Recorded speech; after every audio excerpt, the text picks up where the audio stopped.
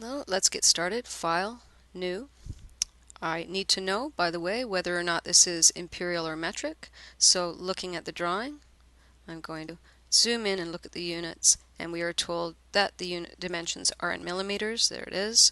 So I'm going to start out, I said I'm going to draw half of this on the right plane, and what I need to know is the information provided here. I've got a diameter of 140, a diameter of 64. I'm drawing half of this, so I need to use only half of the diameter, and half of this smaller diameter I'm going to use 19 and 58. So let's look back at that part. I'm going to ask for right click, edit sketch, normal to, and you'll see where those dimensions come from. So a diameter of 140, 64 is the second largest diameter, the hole size is 38 diameter, a lip of 19, and a lip of 58. So let's get started. And again, the sketch plane I'm going to start on is the right plane. So File, New. I need to pick imperial part because this is actually, it's in metric. So let's pick a metric part for millimeters.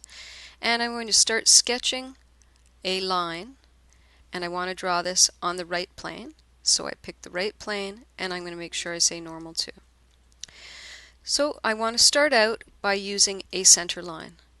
And under line command I pick center line, and I'm going to draw a line a little bit longer than the part itself. So I'm going to start somewhere here, and the part itself we know is 58 units long, so I'll start out by approximating a line length.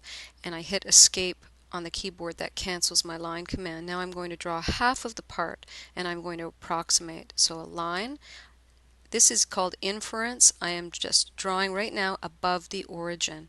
That dotted line is inference, and that's where I want to start my flange, half the flange.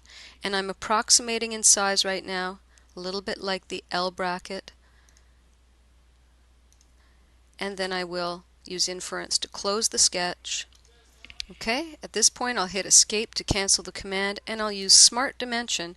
And I want you to pay close attention to this. I want to dimension the hole, the inside hole, which is a diameter of 38. So I'm going to pick this line and pick the center line. I have 21, but watch when I drop down below. This is my diameter. When I drop down below the center line, I'm going to type in now 38. The next one I have, my next diameter is from the center line to the edge, and drop down below, and that diameter is 64. And then again the center line to the outside diameter, drop down below the center line, it becomes a diameter is 140. And now finally I need the actual lip size here. I pick that line, it is 19. I always type it in.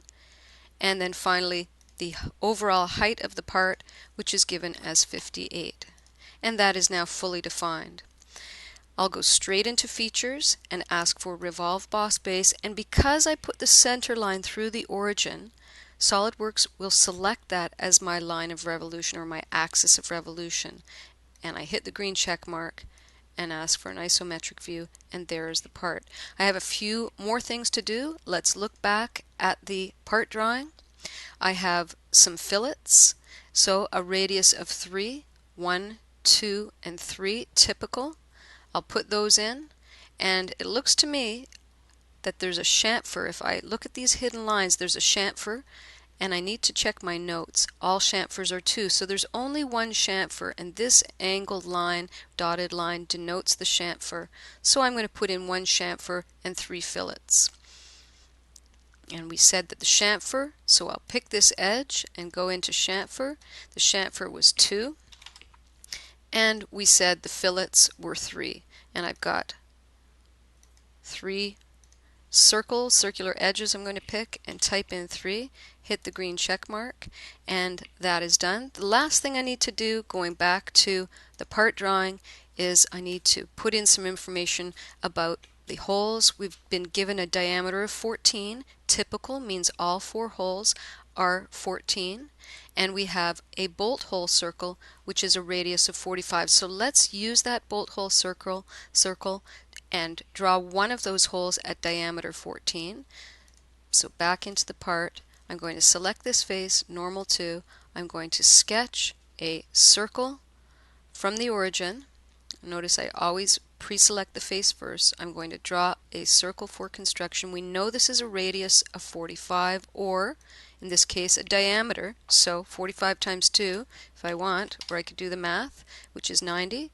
And now I need to put a circle down, and I'm going to drop a circle down on the diamond or the quadrant of the part, and we know that smart dimension is meant to be 15. So I type in 15 and you say, no, actually it's meant to be 14. So I double click it and change it to 14. I can go immediately into Extrude Cut and ask for a through all hole, green check mark. Now you're noticing I've only got one hole, and this is where we're going to introduce a new feature. It is called Pattern.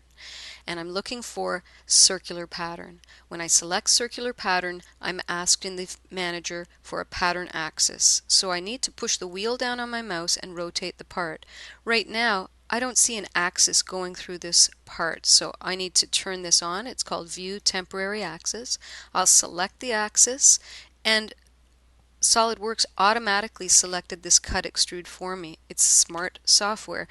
Maybe if in future it doesn't select it for me, I'll need to go looking for it. So what I'm looking for is the cut, and there it is, and I simply expanded the plus feature here, and I can see my cut.